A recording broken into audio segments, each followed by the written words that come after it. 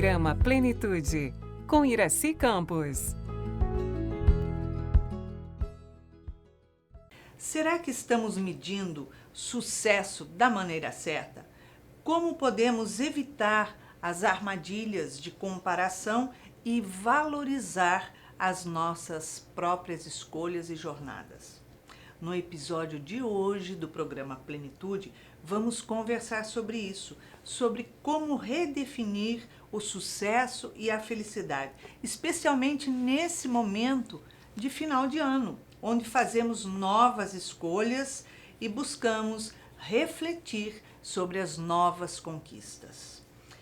Hoje, o nosso convidado é Marcelo Niero.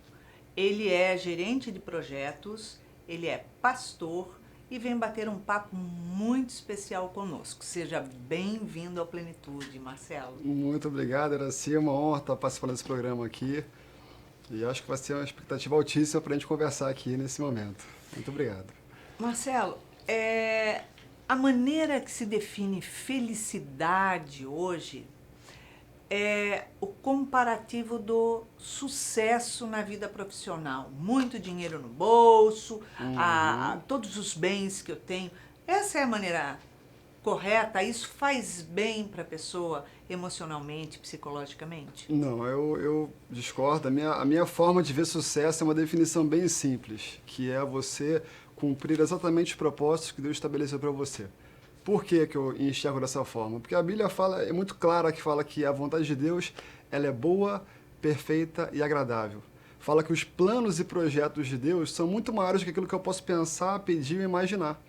Então, quando eu coloco esses projetos, esse propósito de Deus para mim no centro da minha vida, eu vou ter muito mais e vou receber muito melhor, né, daquilo que eu alcanço, daquilo que eu espero, daquilo que eu imagino.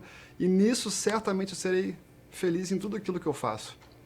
Hoje em dia se tem uma necessidade muito grande de se comparar com o outro. Comparar com o meu vizinho que está com um carro novo, peraí, eu preciso trocar o meu, no meio em que eu vivo. Muitas vezes no ambiente da minha igreja, do meu centro espírita, eu entro ali dentro e eu dou uma visão geral, como é que o pessoal está chegando, se vestindo, o carro que ele estaciona na porta.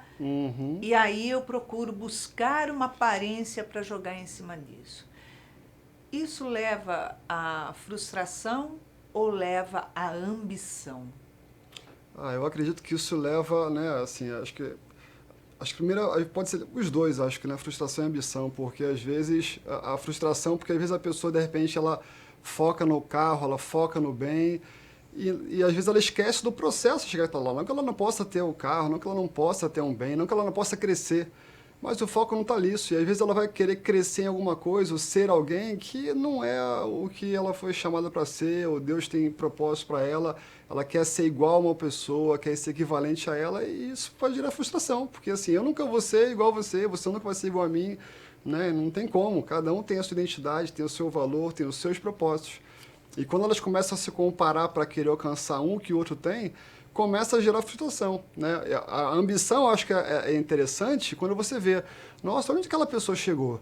Eu quero chegar até onde ela chegou, ter as conquistas que ela chegou, mas não quer dizer que eu quero ser aquela pessoa, entende? Então, a ambição eu entendo que, né, pode ter também no sentido de eu ter pessoas como referências, né? Quando você está perto de pessoas grandes, a sua tendência é ser grande.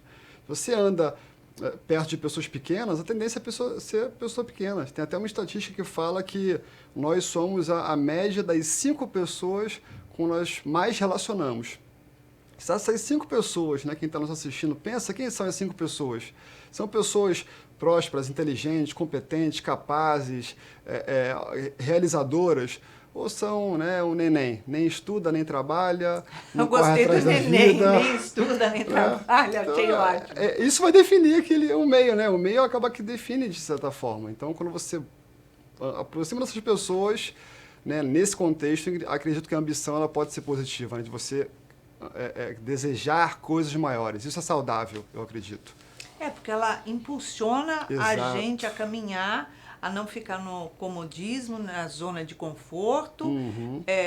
E muitas vezes a pessoa fica no comodismo, na zona de conforto, olhando todo mundo prosperar, não se mexe e começa a gerar aquela inveja, porque a inveja não é você querer ter o que o outro tem, você queria que o outro não tenha aquilo que ele tem, né? Exatamente. Né? E óbvio que isso machuca, isso atrapalha as relações das pessoas, isso constrói o fracasso dela, porque ela também não se mobiliza, ela não se avalia, ela não procura ver como é que eu posso chegar, traçar metas, objetivos, e vai só se machucando e não alcança. Né? Então, assim, acho que é muito importante, né? Qual é a felicidade? Não é ter.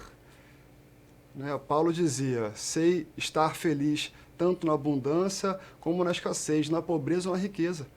Ou seja, a felicidade não era daquilo que ele tinha, mas a felicidade era de quem ele era. E foi um cara que teve um encontro com Deus e a vida dele foi mudada, né? De Saulo, né? Chamado de Paulo. Então, esse encontro com Deus, né? Essa experiência na qual eu também passei, que me fez mudar o norte daquilo que é felicidade e mudou totalmente a minha vida. Né? E graças a Deus, né, muitas coisas na minha vida foram se ajeitando e hoje, graças a ele, eu vivo coisas muito melhores do que eu pensei que um dia eu pudesse viver. Né? Até gravar um programa como esse, por exemplo, quando eu imaginei que eu poderia estar aqui gravando um programa desse, né? Eu nunca imaginei isso. E Deus foi agregando, fazendo, conduzindo a minha vida, soprando, né, nas velas, digamos assim, do meu barco e fui me permitindo também ser conduzido por ele.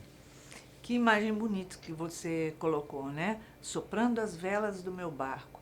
Ou seja, ele sopra a vela do meu barco, mas eu guio o meu barco. Exato. Porque eu estou sob o hálito dele. Né? E aí isso fortalece, isso dá pra gente um norte diferente daquele que tem inúmeras possibilidades da gente se perder, mas é o norte que a gente sabe que é certo, que vence, né? Exato, né? Assim, e muitas vezes é uma brisa suave, né? E às vezes as pessoas querem lutar contra esse vento, querem lutar contra os planos de projeto de Deus e é uma luta que não tem como você vencer, né? Tem um pastor muito querido, amigo nosso, que ele sempre fala assim, né? A gente nunca vai ganhar de Deus. No dia que você der 2 passos em direção a Deus, Deus vai dar 4 em direção a você. Se você der 8 em direção, ele vai dar 16 em relação a você. Ele sempre vai fazer mais daquilo que você espera. Né? Então, assim, precisamos ser sutis e nos permitir ser levados, conduzidos com isso. Né? Foi até o que Jesus falou para Nicodemos, né? Deus sopra, né? Uma brisa suave. E a gente, né? Ninguém sabe de onde vem, nem para onde vai. Assim é aqueles que são, né, conduzidos pelo Espírito. A gente não sabe, às vezes, de onde... Calma aí, o que Deus está movendo? Para onde está movendo? Mas se permita ser conduzido, que você vai chegar naquele sucesso, naquele contexto melhor. Pode ser um processo, nem sempre é um processo tranquilo, às vezes pode ser árduo, doloroso, mas tenha certeza que o final certamente é maravilhoso. Com certeza, com certeza. Agora, dentro do mundo profissional, de crescimento, a gente sabe que no mercado de trabalho, a disputa é muito grande. E hoje tem-se uma infinidade de conhecimentos, assim, num piscar de olhos, você sabe tudo o que está acontecendo no mundo inteiro. Essa disputa, ela se torna mais acirrada, porque, de uma certa forma, a pessoa se cobra mais ser melhor ainda, por mais que ela esteja num grupo, que ela é melhor de todos que estão ali na eficiência da sua vida profissional, ela se cobra mais e mais e mais. Isso você vê de uma forma saudável, tipo, não permitir que ninguém se aproxime daquilo que eu sou hoje. Porque, na verdade, eu não sou, eu estou, né? Temporariamente. Exato. Do mesmo jeito que você pode estar, já você pode nunca mais estar, né? Você acredita que isso é saudável, que... Eu acredito na medida, né? Assim, porque acho que uma pessoa que não se cobra vai falar de uma pessoa também que é acomodada na vida. Uma pessoa acomodada, ela não vai crescer, ela não vai conseguir alcançar posições altas profissionais, ela não vai conseguir levar os relacionamentos dela, o casamento, a casa, as finanças, a saúde para um lugar melhor. Né? É assim, não, eu preciso cuidar da minha saúde, não, acho que eu preciso fazer um exercício a mais, não, acho que eu preciso estudar alguma coisa. A pessoa, naturalmente, ela se cobra. Né? Particularmente, eu não tenho, assim, tudo que eu faço estou satisfeito. Não, tem alguma coisa que eu preciso me entregar mais. Eu gostaria de estar lendo mais a Bíblia, estudando mais a palavra, tendo mais tempo de oração, estudando mais conhecimentos técnicos, profissionais, e nem sempre consigo fazer tudo aquilo que eu quero naquele dia, naquele período. E, obviamente, eu preciso me organizar para isso. Então, a cobrança, ela é bacana. Mas se ela dosar para virar, né, a overdose, aí começa a trazer ansiedade, começa a trazer medo, começa a trazer pânico, começa a trazer, né, praticamente o mal do século. Você vê a juventude hoje extremamente ansiosa, pessoas tendo, né, crise de ansiedade na rua. Né, ainda mais hoje que a gente é bombardeado de informação, como você falou, assim, você pega o celular, você sabe o que está acontecendo no mundo todo. Né? Você tem acesso muito fácil à informação, muita informação, mas é muita informação muito rasa, que traz, às vezes, uma percepção que a gente sabe muito, mas sabe raso de tudo. Né? E as pessoas, tanta informação chegando por tanto lado, de repente, se a gente abrir nossos celulares aqui agora, quantas mensagens de WhatsApp terão aqui, quantas notificações terão? Então, assim, se elas não tiverem o domínio, elas vão ser engolidas, né, pela cobrança, pela ansiedade, pelas pressões desse mundo, né, pelas pressões das empresas que também querem cada vez mais. Você vai buscar uma vaga de emprego, às vezes eles querem que o estagiário seja quase com os afazeres, com a competência de um sênior, por exemplo, de um pleno, né, que está começando. Como é que o rapaz acabou de sair da faculdade, tem que ter um quinquilhão de experiências? É óbvio que tem experiências, né? Mas às vezes é essa cobrança, isso vai alimentando, né? Gera insegurança, eu não posso aquela vaga, não consigo, né? Então, assim, a gente precisa se cobrar, mas calma.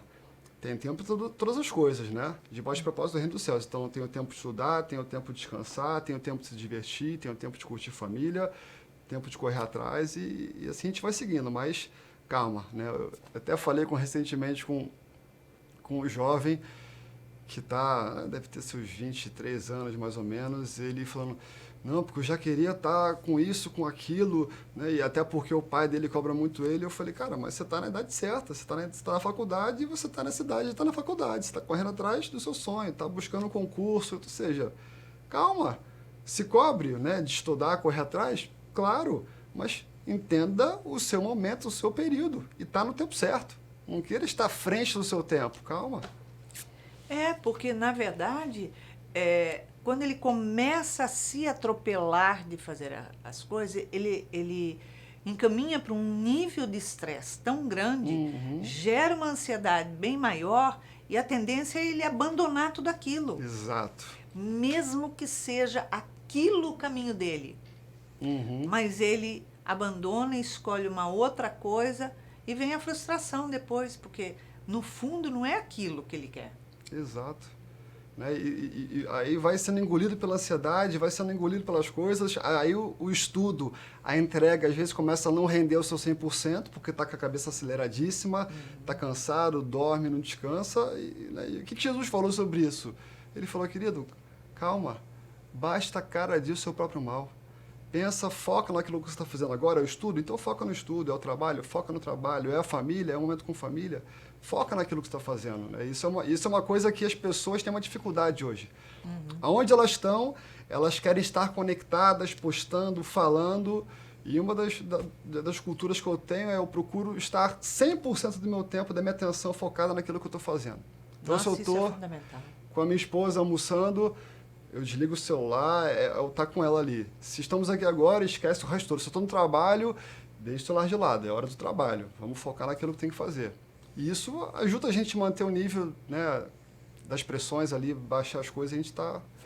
Equilíbrio, né? Exatamente. Traz o equilíbrio. Exato. E a gente vê que esse equilíbrio, ele não é alimentado, muitas vezes, pelos próprios pais, que quando a criança é pequena, já começa a cobrar dela, exige, tá certo, você tem que exigir que estude, que se forme, que tire boas notas, que realmente, mas já bota uma pressão, olha só, você está estudando porque você tem que ser perfeito naquilo que você for fazer, porque você tem que ser o melhor profissional, você tem que conquistar isso, você tem que ter carro, você tem... Olha para o teu pai, olha só o que você está fazendo, você tem que ser o meu substituto. Então, quer dizer, já bota uma pressão, a criança só tem que aprender. É enorme. Né? Já bota uma expectativa gigante. Não que, né, vários desses conselhos não sejam, obviamente, saudade de crescer, de querer mais, mas às vezes é a dosagem, né? Perdeu a mão. Perdeu a mão, aí você começa a machucar, começa, né, nossa, aí olha para um pai desse, que de repente quem já não escutou de um pai e de uma mãe, né? Na sua idade já fazia isso. Todo mundo escutou isso aí. Com né? certeza. Não foi isso que mudou nessa história, não foi isso que levou a gente assim, nossa, eu sou um super profissional, porque um dia eu falei, nossa, minha mãe e meu pai falaram, não, na sua idade já fazia tudo isso. Não foi. Né? Foi saber gerenciar, ouvir. E tem que ter o tempo, né? Porque cada um tem um tempo. Exatamente. E respeitar esse tempo. Exato. Eu vejo muitas vezes, eu sou muito acelerada, né? Naturalmente acelerada. E às vezes eu vejo, eu tô saindo com meu marido, com o Clóvis, para lá, para cá, e eu fico olhando, ele está dirigindo, eu já estou lá na frente. Eu já estou olhando que um ônibus vai entrar ali, que o outro não sei o quê, eu já sei que tem que cair. Aí eu olho para ele, eu falo, amor, você vai parar atrás do ônibus? Calma, ele fala. Entendeu? Aí eu paro, eu falo, peraí, eu tenho meu tempo e ele tem o tempo dele. Quando eu vejo que eu estou com pressa demais e não posso caminhar no tempo dele, eu falo, deixa eu ir dirigindo. Aí precisa ter uma negociação, né? Realmente. Aí ele fala, pode dirigir. Porque tem que respeitar o tempo, né? Exato. E é difícil esse negócio de respeitar o tempo. Então, a gente tem que começar a observar desde criança, na adolescência, e quando a pessoa é adulta. O cobrar demais, eu acho que oprime, né? A cobrança, assim, se a gente até for avaliar Jesus não era aquele cara que ficava cobrando as pessoas, não, vocês têm que fazer isso, têm que fazer aquilo, né? Até as pessoas falam, né? Até na igreja costumam falar muito isso.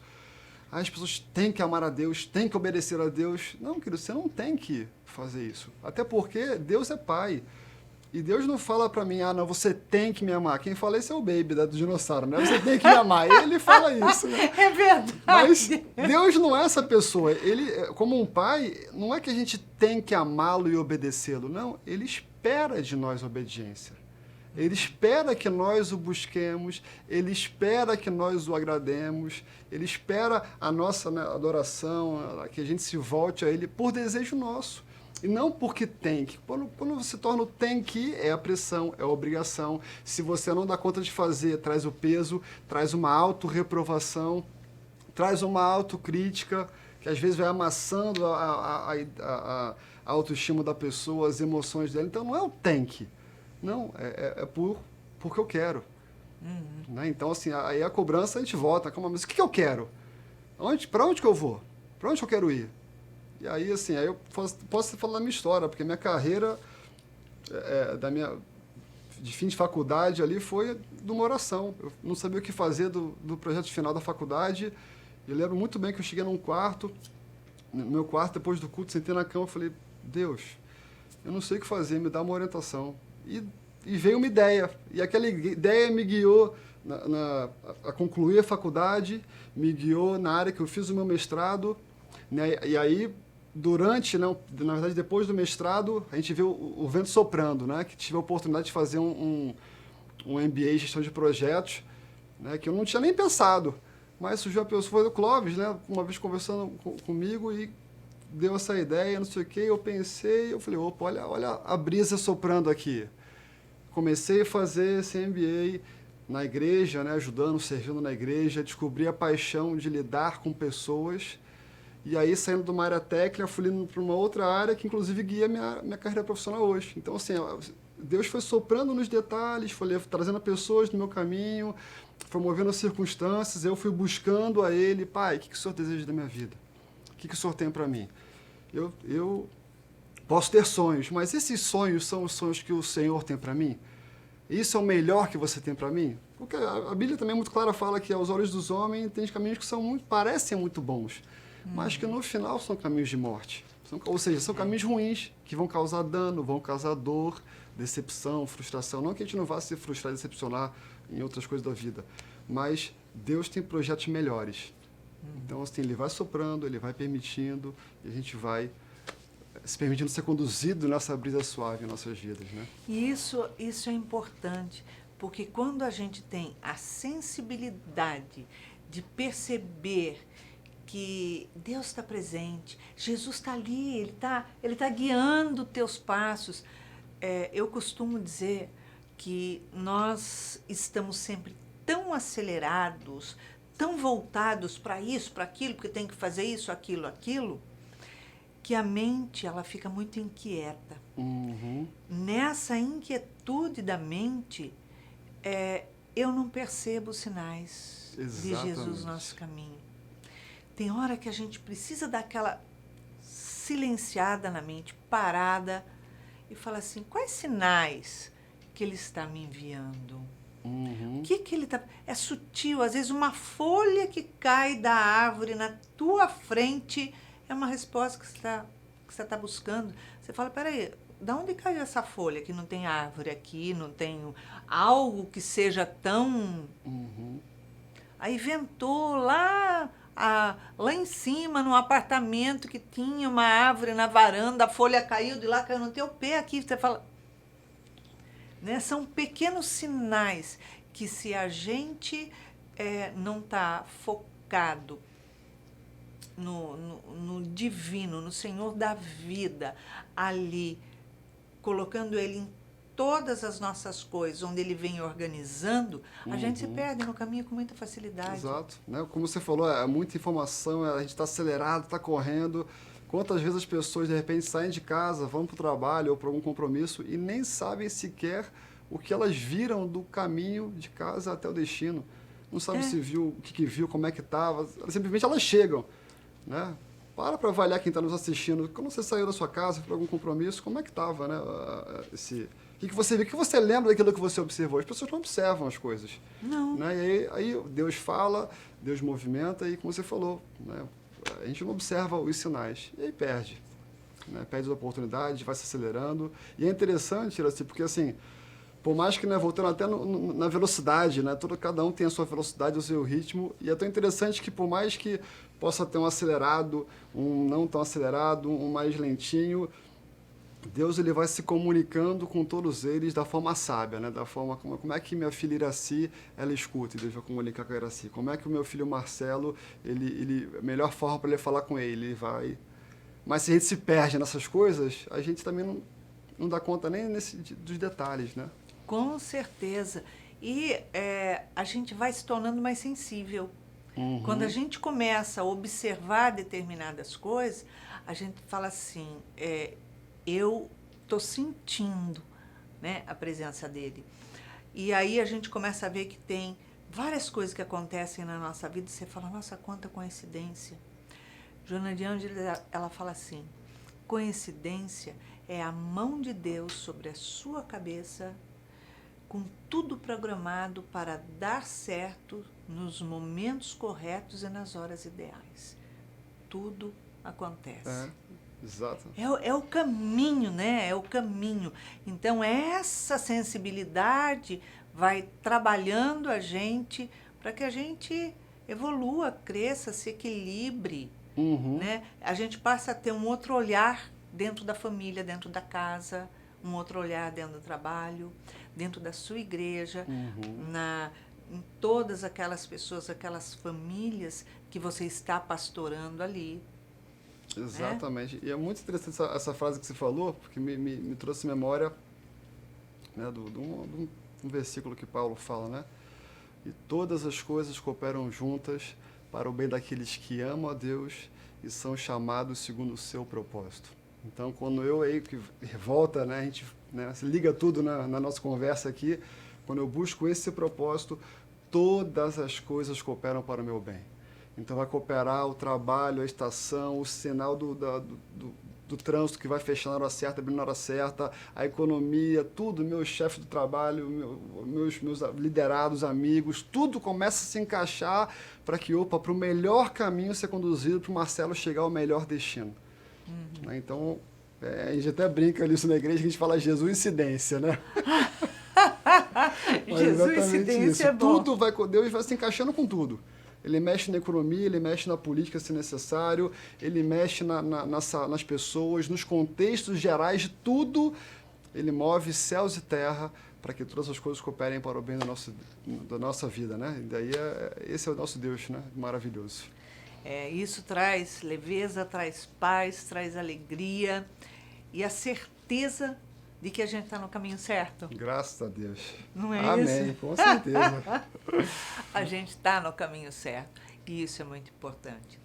Deixa uma frase de mensagem para os nossos telespectadores. Deixa uma mensagem para eles. A mensagem é, querido, antes de você dormir hoje, ou antes de você sair de casa, pergunte para Deus, Deus, Pai, o que você tem para a minha vida? Busque a vontade dele. É essa oração, é essa fala que eu tenho com ele há anos, que tem conduzido minha vida cada vez a lugares melhores. Então, deixa essa dica por experiência própria para você também. Obrigado, Marcelo. Obrigada pela sua presença. Uma alegria ter você aqui com a gente. Uma honra. Muito obrigado. Obrigada. Então, quando nós pensamos que estamos à deriva, estamos perdidos com as distrações do mundo, porque o mundo oferece muitas distrações e nessas distrações a gente se perde. Que a gente silencie a mente, faça aquilo que o Marcelo disse, pense, converse com Jesus, converse com o Pai. Pai, o que queres que eu faça? Mostra-me o caminho. E me abraça nesse momento, se eu estiver andando no caminho errado. Me abraça, que eu sinta o seu abraço, o seu acolhimento, o seu aconchego. E eu sei que a minha mente vai despertar. Então é isso. Que você tenha uma semana de muita alegria, de muita paz. Uma semana voltada com o Senhor da vida, aquele que nos alimenta, aquele que nos ama. Um beijinho super carinhoso e até o nosso próximo episódio.